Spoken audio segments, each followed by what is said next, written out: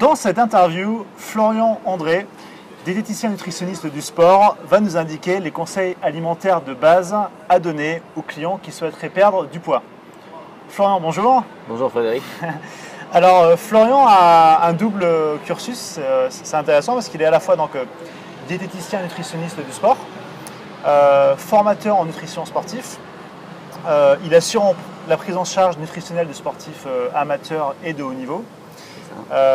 Et d'ailleurs, il est toujours à la pointe de la nouveauté en termes de nutrition parce que tu assures la veille nutrition au sein de l'AFDN, qui est l'association française diététicien nutritionniste, c'est ça, hein? Voilà, c'est ça. L'objectif pour l'association, c'est justement de voir toutes les nouveautés en termes de nutrition, pour notre cas, nutrition du sportif, et du coup pouvoir proposer à chaque fois les nouveautés le plus rapidement possible. D'accord, donc je vais vous mettre le lien là sous la vidéo.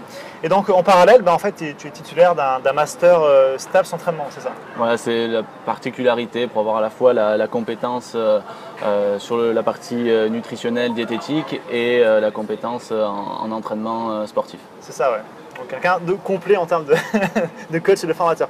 Donc là, tu as en face de toi des coachs sportifs qui sont en formation, qui sont fraîchement diplômés.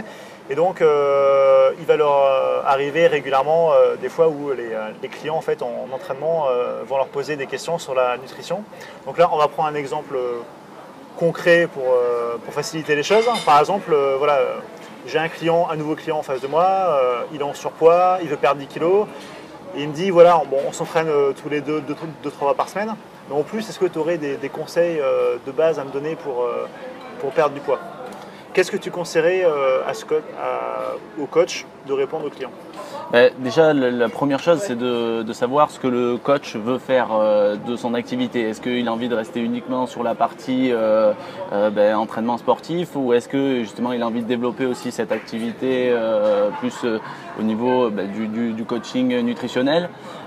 S'il a vraiment envie de développer la partie du coaching nutritionnel, le plus intéressant c'est de se former et avec les meilleurs diplômes, savoir le diplôme de diététicien nutritionniste qui permet, soit par un BTS, soit par une formation universitaire, d'acquérir ses connaissances et ses compétences pour ensuite faire bien sûr un travail de qualité par la suite.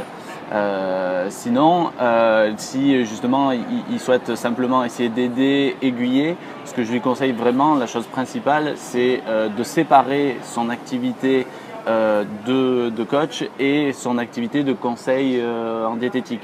C'est-à-dire, c'est pas sur le moment dans la séance, dans la salle de sport, qu'il faut donner des conseils un petit peu à la volée, des conseils rapides, un petit peu qui sont un peu banals, mais plus prendre le temps et de respecter quand même quelques petites étapes, c'est-à-dire sur tout conseil demandé, de déjà commencer par connaître les objectifs de la personne en premier.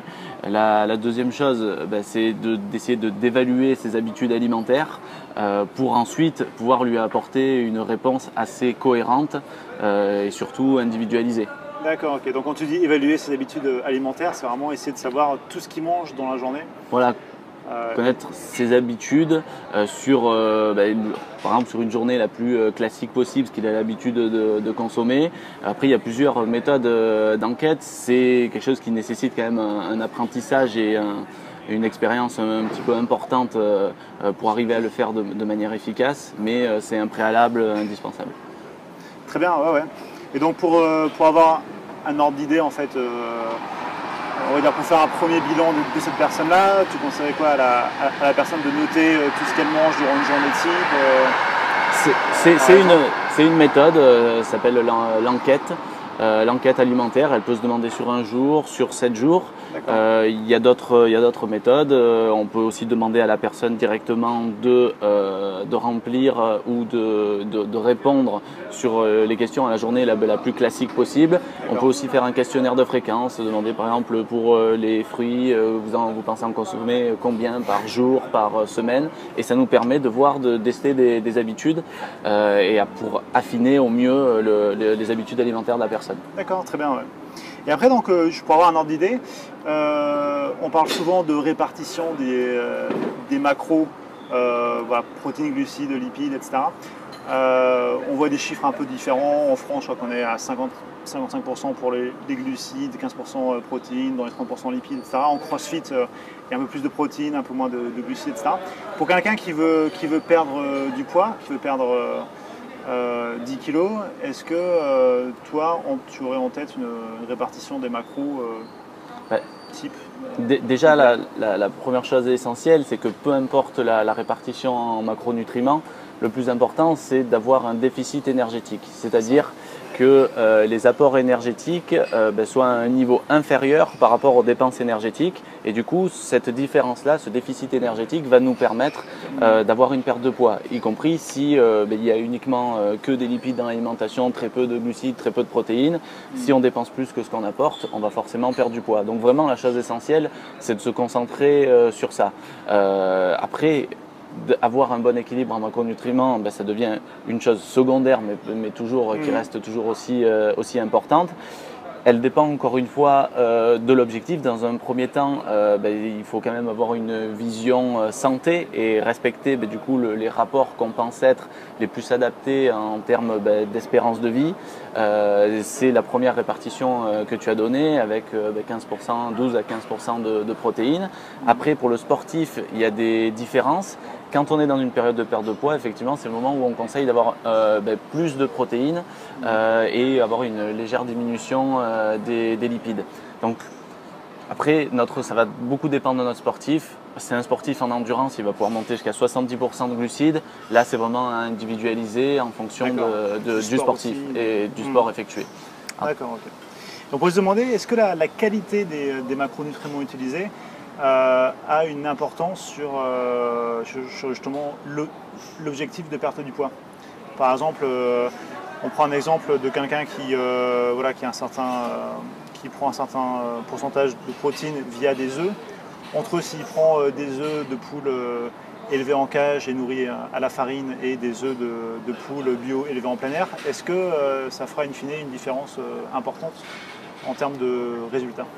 En termes de résultats sur l'aspect santé, oui, c'est sûr que si on prend des aliments qui ont une meilleure qualité nutritionnelle, ça va être plus intéressant en termes de santé. Par contre, si on regarde en termes de résultats et que le résultat souhaité, c'est uniquement le poids, la perte de poids, à court terme, une alimentation qu'on pourra qualifier de bas de gamme, mais qui est légèrement plus hypocalorique qu'une autre alimentation qui, elle, à l'inverse, serait d'une très bonne qualité, mais avec un peu plus d'énergie, un peu plus de calories, là, on peut se dire que non, ça n'a aucun intérêt parce que ce qui compte, c'est la différence entre les apports et les dépenses et pas la qualité d'une protéine ou autre. Ça, là aussi, c'est secondaire, c'est plutôt sur le long terme pour assurer une bonne santé. Voilà. Par contre, la santé, c'est aussi la longévité sportive et dans un objectif de perte de poids, si on maintient l'activité physique longtemps, ça sera que plus intéressant. Très bien, ouais. Et donc une dernière question par rapport à ça, est-ce que tu aurais un outil particulier, une application au téléphone ou autre à conseiller à des coachs sportifs pour aider leurs clients au niveau nutritionnel, quoi ? Pas particulièrement une application téléphone, mais il y a plusieurs choses qui peuvent aider.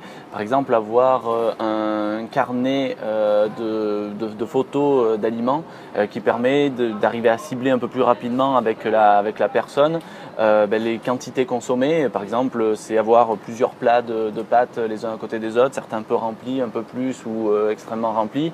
Et du coup, par le visuel, la personne arrive à nous dire la quantité qu'elle consomme et nous, en retour, on peut voir plus rapidement à peu près les habitudes de la personne. Un exemple assez frappant, c'est par exemple une personne nous dit je mets du beurre par exemple sur mes tartines le matin. Évaluer la quantité de beurre qu'il y a sur les tartines, assez difficile. Par contre, sur des photos, on peut assez bien voir, on a une tartine très peu beurrée, un petit peu ou énormément beurrée, on fera la différence assez facilement. D'accord, ok. Et ces photos-là, on peut les trouver quelque part Il y a des livres qui existent sur ça, notamment un qui a suivi l'étude de Suivi Max. Un conseil de la fin ? Moi, je pense que l'argument principal, c'est de faire de la qualité. Vous êtes formé pour l'entraînement sportif. Du coup, d'essayer. Une chose qui serait intéressante, c'est de faire un partenariat, par exemple, avec des professionnels de la nutrition pour justement que chacun, on va dire, reste un petit peu dans son domaine vraiment de compétences où vraiment il fait de la qualité et du coup orienter par exemple vos sportifs vers des diététiciens nutritionnistes par exemple et également à l'inverse rencontrer des diététiciens pour récupérer, on va dire, un petit peu leurs clients patients pour que vous leur fassiez faire de l'activité physique. Parce qu'en tant que diététicien, effectivement, on recherche énormément de compétences au niveau sportif.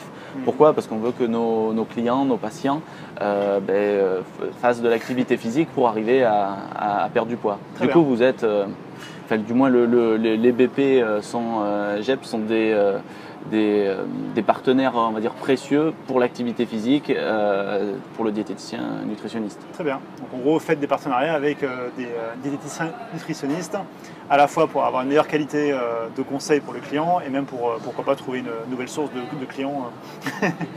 Complètement. C'est un partenariat vraiment gagnant-gagnant, d'autant plus que les diététiciens nutritionnistes diplômés en nutrition du sportif pourront être vraiment à même de répondre vraiment aux attentes de vos sportifs.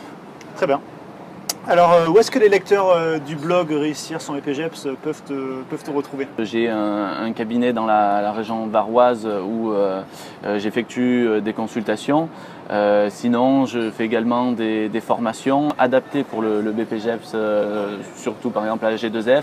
La formation nutrition des sports de force que je fais à Prépa Sport. Donc c'est sur Aix-en-Provence. Voilà, et c'est donc des formations continues qui se font sur 2 jours, extrêmement denses, mais du coup vous pouvez me retrouver. Donc je mettrai le lien également sous la vidéo. Ok, si vous avez aimé la vidéo, vous pouvez la liker. Si vous connaissez d'autres coachs qui débutent, à ce moment-là, n'hésitez pas à leur partager la vidéo, ça pourra les aider. Vous pouvez souscrire à la chaîne YouTube. Et voilà, c'était Frédéric de Réussir sans EPGEPS avec Florian André. Merci Florian.